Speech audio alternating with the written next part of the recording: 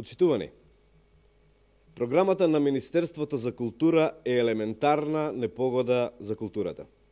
Делот од програмата кој се однесува на драмската дејност е недоследен и нелогичен. Распределбата на средствата и проекти помеѓу националните установи наместа е абсурдна и очигледно е дека некои се фаворизирани на сметка на другите.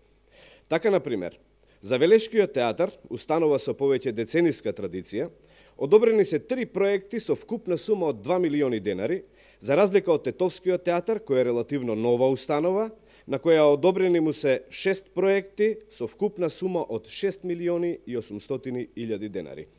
Само за споредба, реномираната установа Албански театар од Скопје добила 3 проекти и сума од 5 милиони денари. Нелогична е распределбата на средствата и од поинаков аспект.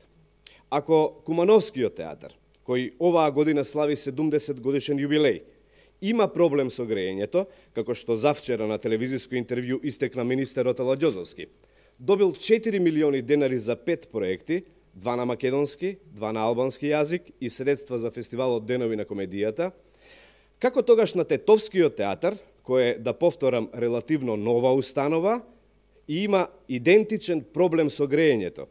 Комисијата му одобрила 6 проекти, 4 на албански, 1 на македонски јазик и средства за 6-тиот меѓународен фестивал во Тетово, со вкупна сума од 6 милиони и 800 илјади денари.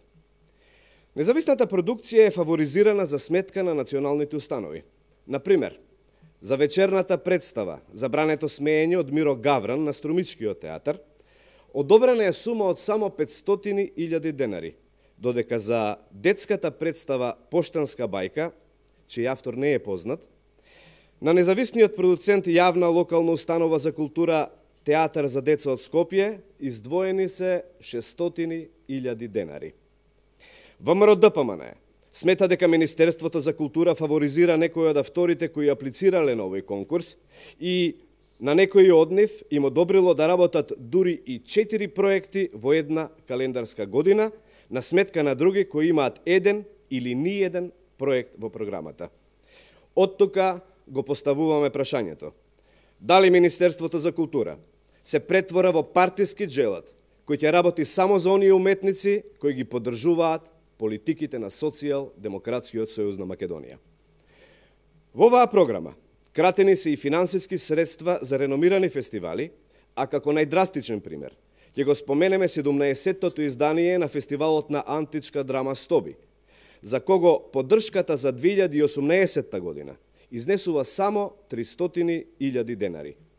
Ова е безмалку 1/3 од поддршката што Министерството за култура ја издвои лани за овој фестивал, кога биле доделени 800 илјади денари. ВМРО ДПМН го повикува Министерството за култура јавно да соопшти дали и зошто еден од членовите на Комисијата за драмска дејност одбил да го потпише записникот за работа на Комисијата. За крај, ВМРО ДПМН го повикува Министерот за култура да ја повлече скандалозната годишна програма и да донесе нова, која ќе се темели на декларираните принципи за работа во културата. Ви благодарам.